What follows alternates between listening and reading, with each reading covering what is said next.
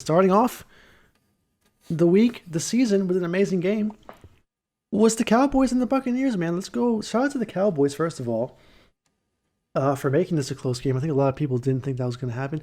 I've actually been somebody that's kind of been hyping up the Cowboys a little bit because Dak Prescott's coming back.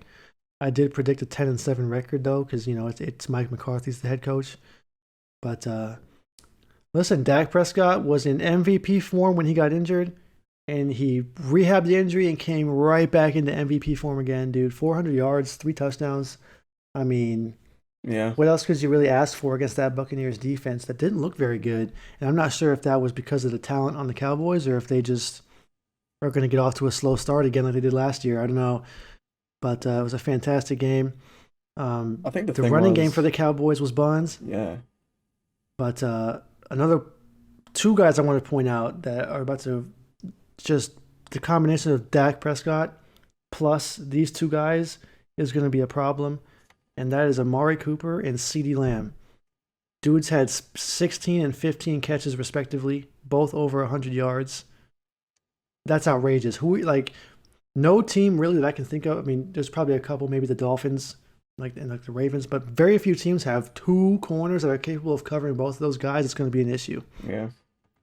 No, I was just going to say, like, both of these teams were forced to pass the entire time. Like, the run game was stopped on both sides almost all night. Like, the fact that you see Tom Brady throwing for 50, his old ass is throwing for 50, throws a single game, and then you have Dak who's throwing for 58. So it's like, it was just crazy. Like, the defensive lines, like, I know DeMarcus Lawrence, like, he's actually out for the season now. Something about a broken ankle. So that's just going to take a hit for next week. But no, I mean, this week right here, it was great. I mean, they only allowed 32 yards to Leonard Fournette and Yeah. 14 for Rojo. And then same thing on Tampa Bay. Like, they held Zeke to 33 yards and Tony Pollard to 14. So it's just like, it seemed like they were attacking each other's secondary, and it worked out because, I mean, both of these teams almost threw for 400 yards.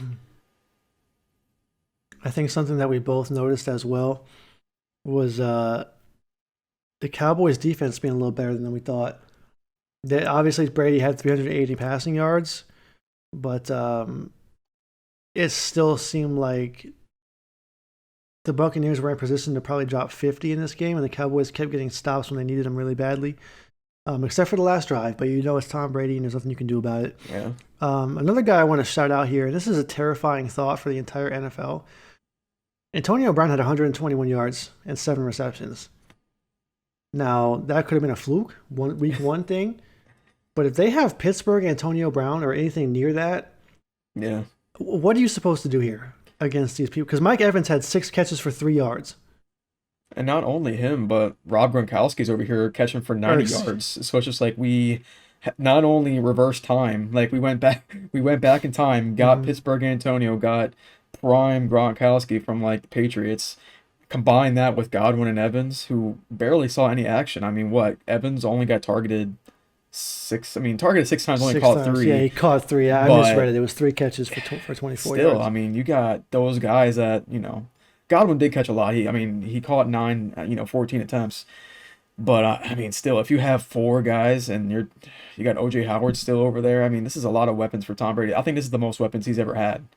And it's a scary thought that he has all of this in it. I mean, if Antonio Brown keeps performing like this and Gronkowski does the same thing, it wasn't just a Super Bowl. This is real. This is something that we have to watch out for every single week. Yeah. And I expect their defense to figure it out. Like, But that was a can you really imagine being exciting a game. defense trying to guard what 1, 2, 3, 4, 5 guys at all times No. in the pass game? Like, you already had like last year 3-ish guys to guard. Right. And some teams were able to do it. We saw in the regular season the Saints were able to shut that down. But when you add Antonio Brown and Gronk both being super effective, Mm-hmm. that's an issue. Yeah.